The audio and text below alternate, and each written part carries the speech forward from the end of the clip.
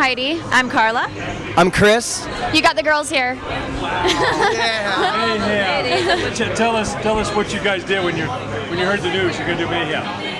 We jumped up and down. We were so excited. We've been waiting to play Mayhem since we started this band. That was one of our goals because we believe that you can't get to a better metal audience in North America here. So we're stoked. It's summer camp. Right. We were actually in the studio doing pre-production, writing the Goliath, our new album, when we found out that we were going to be playing this festival. And I think we all stood outside on the balcony of the writing studio and just cheered. It was like... We were just like, oh my gosh, it was jaw-dropping. So it was really, really good. Yeah. Finally! Yeah, it's like the big opportunity. Yeah. Go back a little bit. Talk about how you guys got together. You know, because it's an amazing band. Where did the germ start? Well, Carla and I were in a punk metal cover band together about 5 years ago, and we decided in that band we wanted to quit and make something heavy, something original, and took what we liked about it, which was each other, and found these guys. It took a while for us to convince Chris to get in the band, but he finally did, and that's when it became magic, right? Yeah, it was great. It's all original. Let's go for it. We can only go so far, obviously, with playing covers, and we have all these songs inside of us. You know, we've all been musicians since we were kids, so we wanted to play original music. And the only cover we really did was "Fucking Hostile," which is obviously, by Pantera, which is a song that I think we can all relate to, which kind of started the tone for the band. It was because we're a party band, you know, we all have a lot of fucking fun, and you know what better way to emulate that than covering Pantera. So you kind of feel there was like too many males in this business? You need to bring a little female into it? I don't think there's too much of anything. No, there's not enough girls, and I don't know if that's because girls don't typically like metal, or, you know, I don't know what it is. I wish that more girls were into metal. I would have had a lot more friends in my life, but you know, we just want to be part of the scene. We want to play metal. It doesn't matter what anyone else thinks or if we thought the world needed more metal. Yeah, it wasn't necessarily like, oh, the world needs more females in metal. It was like, oh my god, we all love metal. Yeah. Let's make a fucking band. Do whatever you want. Right. No rules in metal. Yeah. Did you form the band? Did you start making a record before Century Media got involved? Obviously we had to play some shows to get them interested, right? So yeah, we've been writing obviously since we all gotten together in a room and started playing together, but we really wanted to focus on the album being just better than anything we had done previously. So we wrote a lot of new material for it. We sat in a room together for a month and wrote every day, 8 hours a day, and it was an incredible experience to share because we're all great friends as well. So sharing that with your friends. Right, and you know, one thing that's awesome about Goliath is that I think the second and third song that we ever wrote as a band, both of those are on the album. And then the last song we ever wrote as a band, all of those are on the album. And you kind of see a transition in the evolution of Butcher Babies throughout the album. And, you know, it's thrash metal in your face, but also with some really good melodics in some of the songs.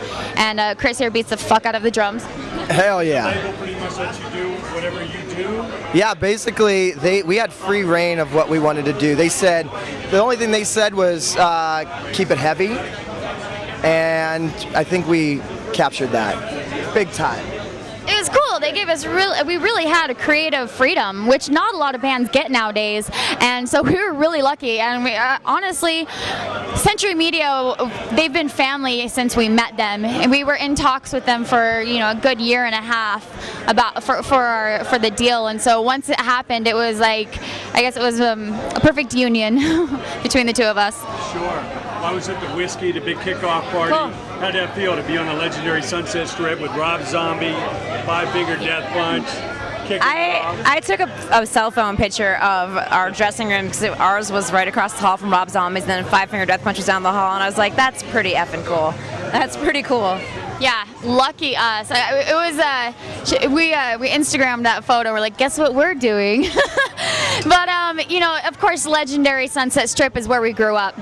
This is where the band started, and our very first show was at the rest in peace Cat Club together. But and then the second show was at the Key Club, rest in peace. But we've Start building some new clubs. I know, but that's where we started, and that's where we evolved. There will always be our home, you know. And the resurgence of the metal scene in Los Angeles, it couldn't come at a better time for us. This is the greatest place to kick off Mayhem. Do you feel you represent a little bit of LA when you take this to the world now?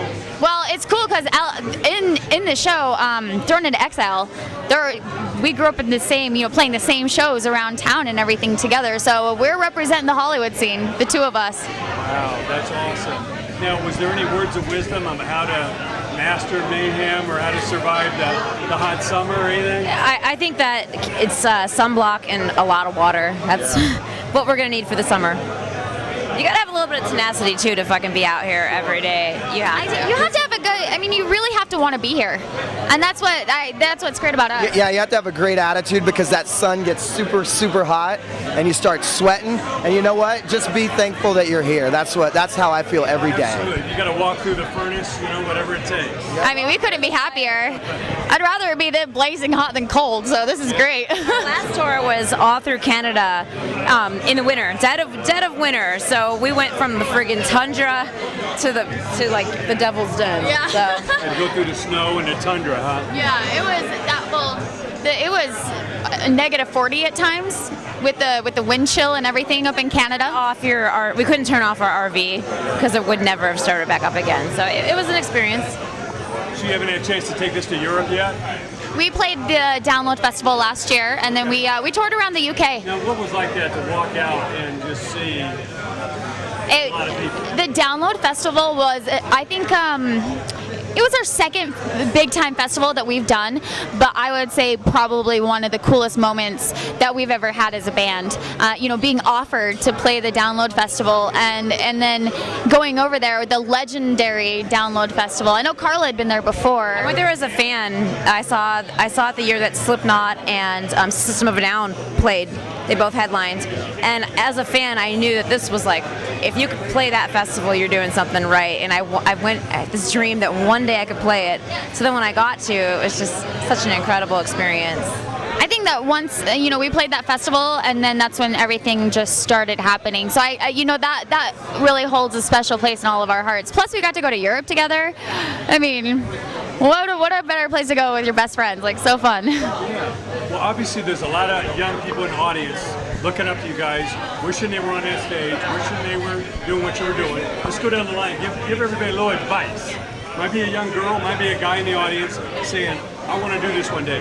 What do they got to concentrate on to find their own niche? Don't give up on your dreams. That's the main thing. We all had a dream. We were all that kid in the front row of a metal show that wanted so badly, you know, to be a part of that world. And we had a lot of obstacles. Every single one of us had a different obstacle to face to get to where we are today. And you just can't ever give up. If you really have a dream, don't let anyone tell you no. I mean, another thing is just perseverance. Obviously, never give up, but hey, what's up?